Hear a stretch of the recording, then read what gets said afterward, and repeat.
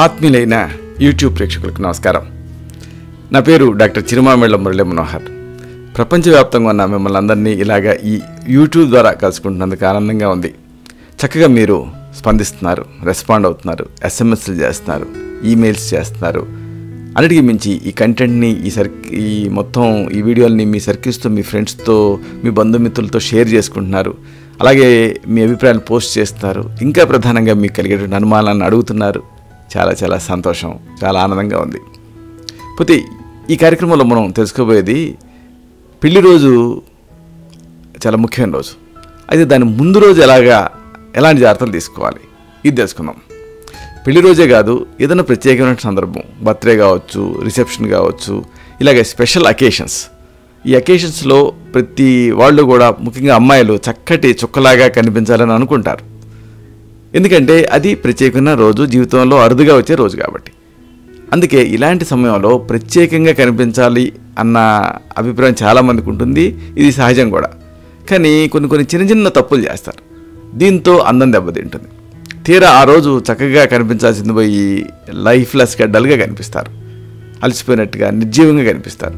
అలా కాకుండా ఇలాంటి ప్రత్యేక సందర్భాలలో, పెళ్ళి ఇలాంటి రోజులలో ఎలాంటి జాగ్రత్తలు తీసుకోవాలి? ప్రధానంగా ముందు రోజు రాత్రి కొన్ని చిన్న జాగ్రత్తలు తీసుకుంటే ఆ రోజున చాలా అందంగా కనిపించవచ్చు. అంటే ఆ స్పెషల్ డేస్లా ఫ్రెష్గా, ఆకర్షణీయంగా కనిపించవచ్చు, వెలిగిపోవచ్చు. మరి పద్ధతులు ఏమిటి తెలుసుకుందాం. ముఖ్యంగా తలస్నానం గురించి మీకు చెప్పాలి. చాలామంది ఇలాంటి ప్రత్యేక రోజులలో ఉదయాన్నే తలస్నానం చేస్తారు. ఆ తర్వాత జుట్టుని డ్రైయర్తో ఆరబెట్టుకుంటారు. దీంతో జుట్టు పొడిబారినట్టుగా కనిపిస్తుంది. అంటే మామూలుగా ఉండాల్సిన మినిమం శబం కూడా ఉండదు. కాబట్టి ఆ స్పెషల్ డే ముందు రోజు రాత్రి తప్పనిసరిగా తలస్నానం చేయండి. దీంతో తలలో ఉన్నటువంటి మురికి పూర్తిగా పోతుంది. తర్వాత రోజు అంటే ఆ స్పెషల్ డే రోజున జుట్టు పట్టులాగా మెరిసిపోతూ కనిపిస్తుంది. అలాగా సిల్కీగా ముట్టుకుంటే అదేదో పట్టు అన్నట్టుగా జారిపోయినట్టుగా మీ జుట్టు కనిపిస్తుంది.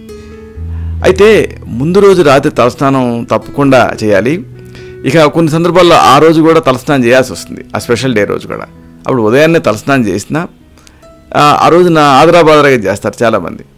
కాబట్టి ముందు రోజు నింపాదిగా చేసి మరుసటి రోజు ఒకవేళ తప్పనిసరి అయితే అప్పుడు మళ్ళీ తల మీద నీళ్లు పోసుకొని తలస్నానం చేసినా ఆదరాబాదరాగా చేసాము అన్నటువంటి గిల్టీ కాన్షియస్నెస్ మీకు ఉండదు. ఆ ప్రత్యేకమైన రోజున మీరు చక్కగా కనిపిస్తారు. అంటే తీరిగ్గా తలస్నానం చేయకపోయినా కానీ అంతకు ముందు రోజు రాత్రి చేశారు కాబట్టి అందంగా కనిపిస్తారు. ఒకవేళ ఉదయాన్నే తలస్నానం తప్పనిసరి అయితే అప్పుడు ఈ డ్రైయర్ని లోలో సెట్ చేసి అప్పుడు ఆరబెట్టుకోండి. లేదు అసలు డ్రైయర్తో ఆరబెట్టుకోకపోవడం మంచిది, సహజంగా ఆరబెట్టుకుంటే మంచిది. ఇక శుభ్రత విషయంలో కూడా మీకు కొన్ని జాగ్రత్తలు చెప్పాలి. మన అందాన్ని ఎక్కువగా డామినేట్ చేసేది ఏమిటి అంటే చిరునవ్వు. కాబట్టి ఎంత క్లీనింగ్, ఫ్లాసింగ్ చేయించుకున్నా పళ్ళు కాస్తైనా పచ్చగా కనిపించేటువంటి రిస్క్ ఉంటుంది. కాబట్టి ప్రత్యేకమైనటువంటి ఆ రోజు ముందు రోజు రాత్రి ఉప్పు, బొగ్గు ఇలాంటి సహజ పదార్థాలతో ఒక్కసారి పళ్ళను శుభ్రం చేసుకోండి. ఉప్పు, బొగ్గు. దీంతో దంతాలపైన ఉండేటువంటి ఆ పసుపు పచ్చదనం తగ్గుతుంది. మీరు అలాగే నవ్వినప్పుడు ఆ ఫొటోస్లో వాటిలలో తెల్లటి పలువరస లాంటి, ముత్యాల లాంటి ఆ పలువరస కనిపిస్తుంది. ఇది మీ ముఖానికి మరింత అందాన్ని తెచ్చిపెడుతుంది. అయితే ఇక్కడ బొగ్గుతో మీరు శుభ్రం చేస్తున్నారు కాబట్టి చేసుకునేటప్పుడు కాస్త జాగ్రత్తగా ఉండాలి. ఎందుకంటే ఆ బొగ్గు మళ్ళీ ఆ పళ్ళ సందుల్లో ఇరుక్కుంటుంది. కాబట్టి నోరంతా పూర్తిగా శుభ్రమైంది అని నిర్ధారించుకున్న తర్వాతనే మీరు మరొక పని స్టార్ట్ చేయండి. లేకపోతే ఆ పళ్ళ సందుల్లో ఆ బొగ్గు ఇరుక్కొని అది నల్లగా కనిపించే రిస్క్ ఉంటుంది.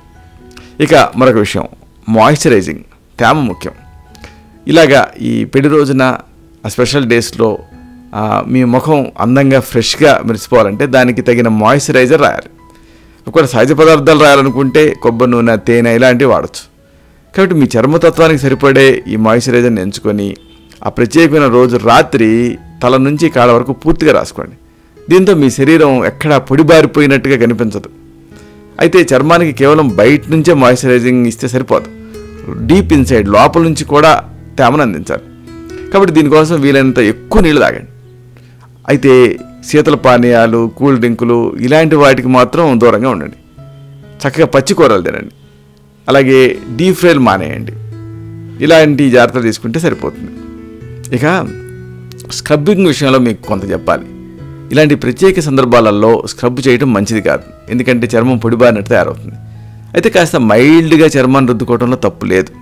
అలాగే ఫేషియల్ చేసుకున్న తర్వాత మిగిలిన మృత చర్మం కూడా దీంతో తొలగిపోతుంది. కాబట్టి మైల్డ్ స్క్రబ్బింగ్ అంటే ఏమిటి అంటే శనగపిండి తీసుకొని దాన్ని కాస్త కొబ్బరి నూనె వేసి బాగా రుద్దుకోండి. ఆ తర్వాత చక్కటి క్లెన్సర్తో ముఖాన్ని శుభ్రం చేసుకోండి.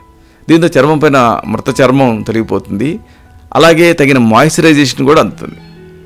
ఇక మరొక విషయం, నిద్ర చాలా ముఖ్యం.